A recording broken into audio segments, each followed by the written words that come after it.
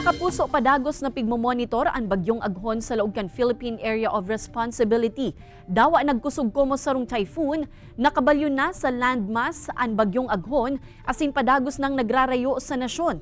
Base sa 2 p.m. bulletin kan Pag-asa, pirang lugar pa ang nasa irarom kan wind signal kaibanan ang southeastern portion kan Isabela, asin northern portion kan Aurora na nasa signal number 2. Signal number 1 man sa northeastern asin southern portion kan Isabela, eastern portion kan Quirino, southern portion kan Nueva Vizcaya, natatadang parte kan Aurora, northern portion kan Quezon, kaibanan ang Polillo Islands, northwestern portion kan Camarines Norte asin Calaguas Islands. Sa latest track kan Pag-asa, padagos kaining babaybayon ang kadagatan hasta makaluwas na sa PAR sa Miyerkules. Sa ngunya, nagpupuon ng butungon kan bagyo ang duros gikan sa Sursulnupan na pag nagkusog, mapuon naman ang pagdanay kan habagat.